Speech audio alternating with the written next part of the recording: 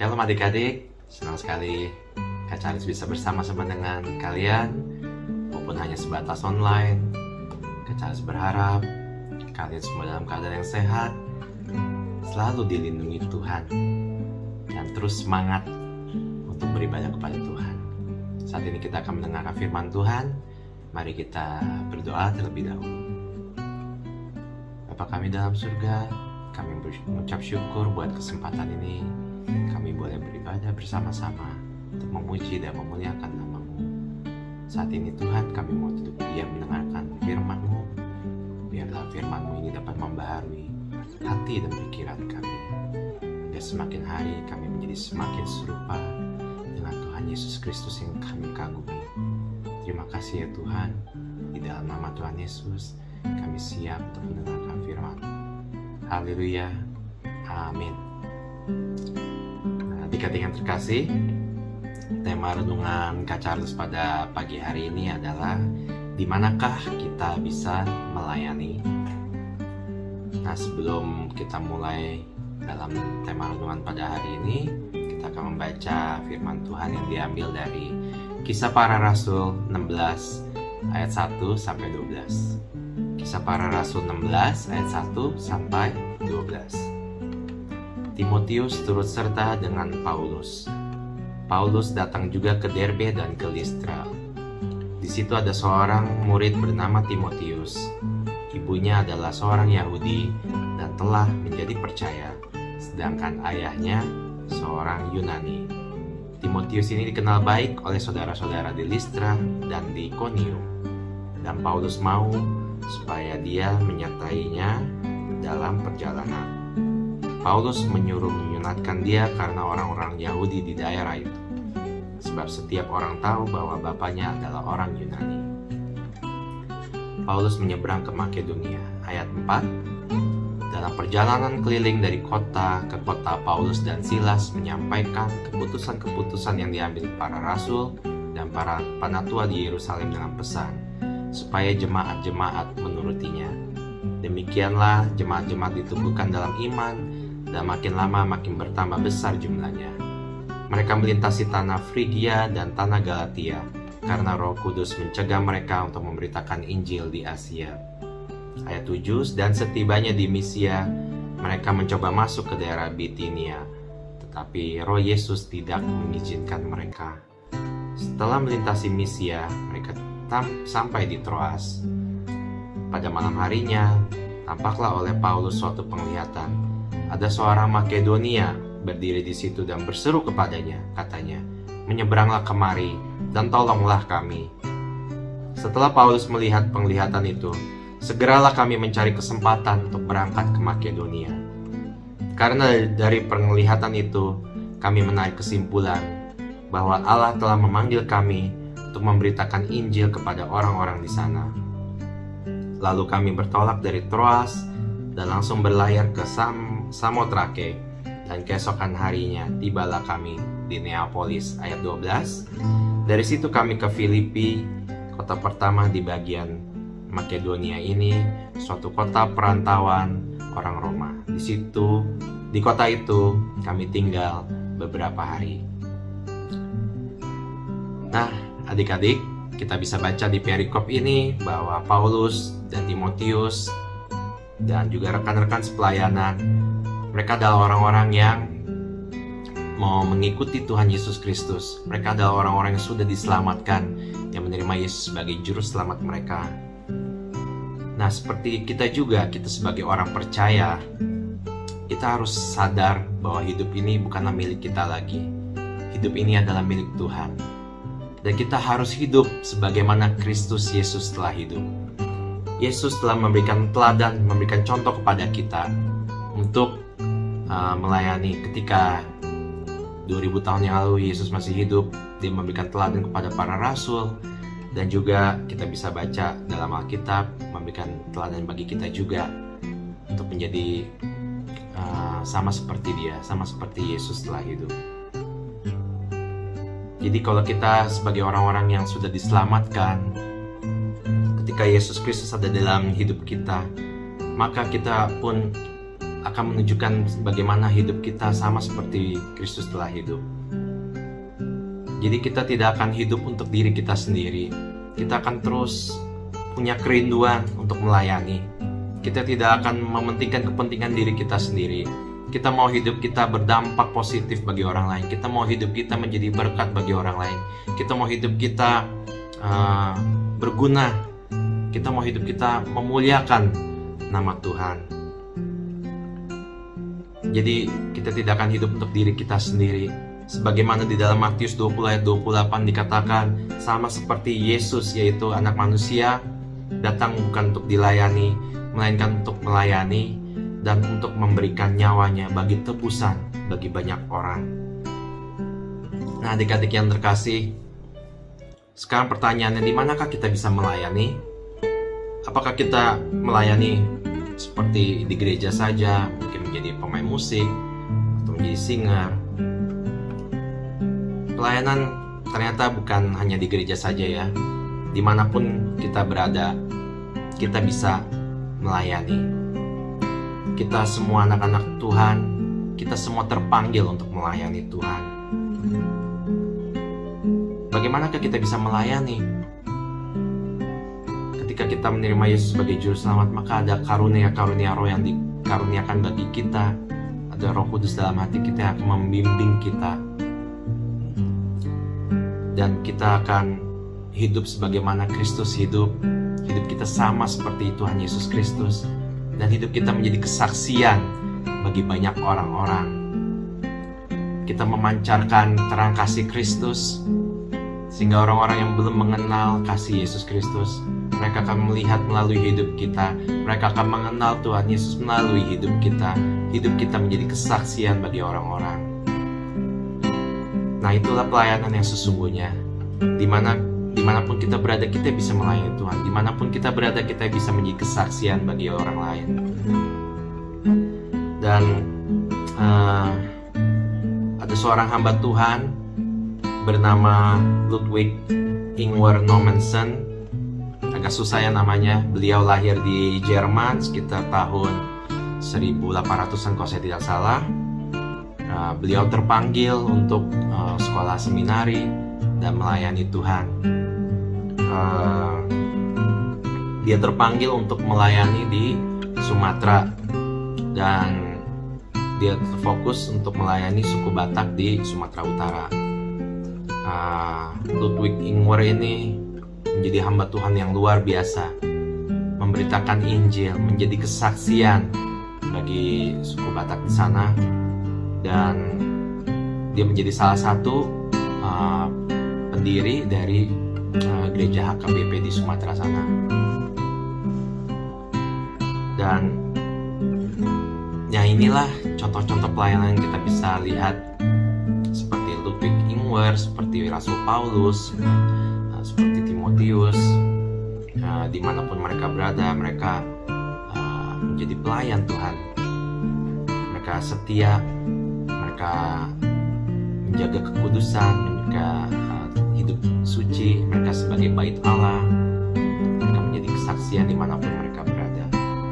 Nah, inilah pelayanan yang sesungguhnya. Kadang-kadang pelayanan maknanya menjadi sempit ya. Orang pikir pelayanan, di gereja saja, ya pelayanan ketika ibadah hari Minggu saja. Padahal kalau kita lihat arti kata pelayanan atau liturgi, liturgi itu diambil dari kata dari bahasa Yunani, yaitu gabungan kata laos.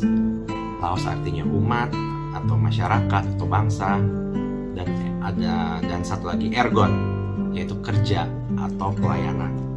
Jadi artinya liturgi adalah pelayanan umat atau pengabdian kita kepada masyarakat. Jadi bukan melalui kehidupan ibadah saja setiap hari Minggu, tetapi kehidupan kita sehari-hari. Kita harus menjadi pelayan masyarakat. Nah, melalui tema ini kita bisa belajar bahwa kita tidak pelayanan hanya di gereja saja ya adik-adik, tetapi dimanapun kita berada, di rumah, ya mungkin sekarang belum bisa ke sekolah ya, di rumah ataupun di sekitar rumah kita, kita bisa menjadi pelayan Tuhan.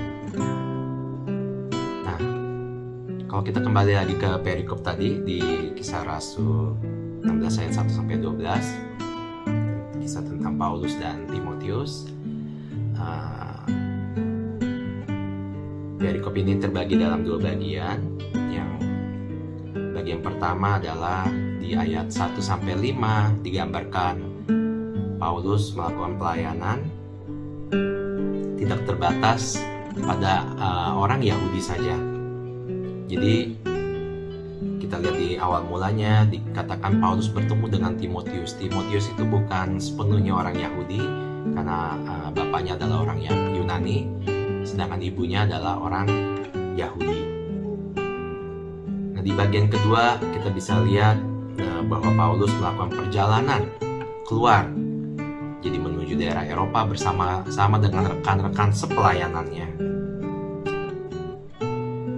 Dan di ayat 8-9 kita bisa melihat bahwa Allah menginginkan Paulus dan rombongannya untuk pergi ke Makedonia. Paulus diberitahukan bahwa pelayanan mereka tidak hanya terbatas pada orang Yahudi saja, melainkan kepada semua bangsa. Nah, inilah firman Tuhan yang kita baca tadi, kepada semua bangsa. Dimanapun kita berada, kita bisa menjadi pelayan Tuhan. Sebagaimana yang Yesus katakan di dalam Matius 28 ayat 19-20, karena itu pergilah, jadikanlah semua bangsa muridku, dan baptislah mereka dalam nama Bapa dan Anak dan Roh Kudus, dan ajarlah mereka segala sesuatu yang telah kuperintahkan kepadamu, dan ketahuilah aku menyertai kamu senantiasa sampai kepada akhir zaman. Nah, jadi adik-adik yang kekasih, sini kita belajar ya. Jadi kita melayani dimanapun kita berada. Kita pelajari makna yang sesungguhnya dari pelayanan itu, yaitu kita menjadi saksi Kristus. Dimanapun kita berada, hidup kita sama seperti Tuhan Yesus. Kita melayani seperti Tuhan Yesus melayani. Maka disitulah orang-orang akan mengenal Tuhan Yesus Kristus. Ada satu orang yang orang yang luar biasa. Beliau adalah Dr. Terawan. Dr. Terawan ini adalah seorang hamba Tuhan yang luar biasa, meskipun dia bukan seorang pendeta, tetapi dia bilang hidup ini adalah sebuah kesempatan. Dia suka nyanyi lagu itu. Hidup ini adalah kesempatan untuk melayani Tuhan. Dr. Terawan ini akhirnya diangkat menjadi Menteri Kesehatan pada tahun 2019 ya. Tetapi kan kita tahu ternyata pada awal 2020 ternyata ada pandemi. Bulan Maret 2020 mulai pandemi COVID-19 atau kita kenal dengan virus corona. Nah, Dr. Terawan ketika menjadi Menteri Kesehatan dianggap seluruh rakyat Indonesia bahwa beliau gagal menangani corona karena penyebarannya begitu masif, begitu besar, begitu luar biasa, sehingga virus ini memang sangat sulit ditangani. Akhirnya Dr. Terawan diberhentikan dari kursi menterinya dan digantikan dengan Menteri Kesehatan yang lain. Tetapi Dr. Terawan ternyata bukan orang yang gampang menyerah. Dia mau terus menggunakan talenta, kemampuan yang Tuhan sudah berikan kepada dia. Dr. Terawan tidak tinggal diam, dia terus berjuang untuk melawan corona di Indonesia ini. Dan akhirnya melalui jerih payahnya, Indonesia akhirnya bisa punya vaksin sendiri. Kalau saya tidak salah itu namanya vaksin Nusantara ya.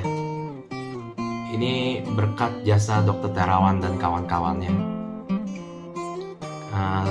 Saya dengar itu harganya hanya sekitar Rp140.000 ya, dibandingkan dengan vaksin-vaksin lain yang impor. Itu yang harganya bisa sekitar 2-3 kali lipat. Jadi Dr. Terawan ini tidak kecewa meskipun dia sudah berhenti dari kursi menteri. Dia tidak peduli, pokoknya dia mau terus berusaha melawan virus corona ini. Ya, seperti yang dia sudah selalu bilang, bahwa hidup ini adalah kesempatan. Kesempatan apa? Kesempatan untuk melayani Tuhan, melalui talenta, melalui karunia yang Tuhan sudah berikan. Nah, mungkin banyak dari kita berpikir, ngapain ya kita melayani? Kita kan masih muda gitu.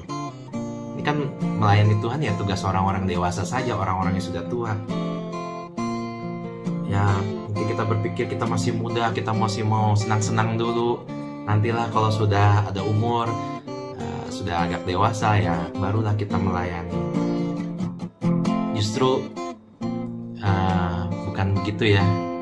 Kalian inilah para remaja, generasi muda, penerus bangsa ini, penerus gereja ini. Jika tidak dimulai dari sekarang, kapan lagi kita bisa melayani? Bukan tunggu tua nanti ya kita baru melayani adik-adik. Jadi bukan yang seperti kita pelajari hari ini, melayani itu bukan hanya berdiri di mimbar atau menjadi pemain musik, menjadi singer, menjadi penyambut tamu.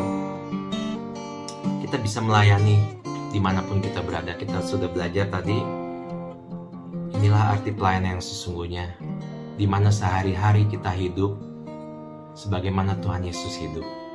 Kita menjadi contoh, kita menjadi teladan, sebagaimana Kristus Yesus sudah menjadi teladan buat kita. Sehingga kita, melalui hidup kita bisa menjadi kesaksian bagi orang-orang yang belum mengenal Tuhan Yesus. Kita bisa memberitakan Injil kepada orang-orang yang belum mengenal Dia. Melalui hidup kita bisa memberikan hidup kita dipakai Tuhan untuk memuliakan nama Dia. Nah, dengan cara ini kita bisa memenangkan jiwa-jiwa, kita bisa menjadi terang dimanapun kita berada, kita bisa menjadi garam dimanapun kita berada. Meskipun kita masih muda ya adik-adik, tapi kita harus percaya adik-adik akan berusaha menjadi anak-anak Tuhan yang taat, yang setia, dan menjadi kesaksian, saksi hidup dimanapun kalian berada. Sebagai ayat penutup, acara ingin bagikan di 1 Timotius 4 ayat 12. Mungkin yang tidak asing lagi, yang sering kita dengar. 1 Timotius 4 ayat 12, janganlah seorang pun menganggap engkau rendah karena engkau muda. Jadilah teladan bagi orang-orang percaya dalam perkataanmu, dalam tingkah lakumu, dalam kasihmu, dalam kesetiaanmu, dan dalam kesucianmu. Amin untuk firman Tuhan. Selamat melayani adik-adik yang terkasih. Jadilah saksi dimanapun kalian berada. Tuhan Yesus memberkati. Mari kita berdoa. Tuhan, kami bersyukur buat firman-Mu. Terima kasih ya Tuhan, bahwa Tuhan Yesus, Engkau telah menjadi teladan bagi kami, bagi hidup kami Tuhan. Kami mau serahkan seluruh hidup kami untuk melayani Tuhan. Kami mau serahkan seluruh hidup kami demi hormat dan kemuliaan bagi nama-Mu saja.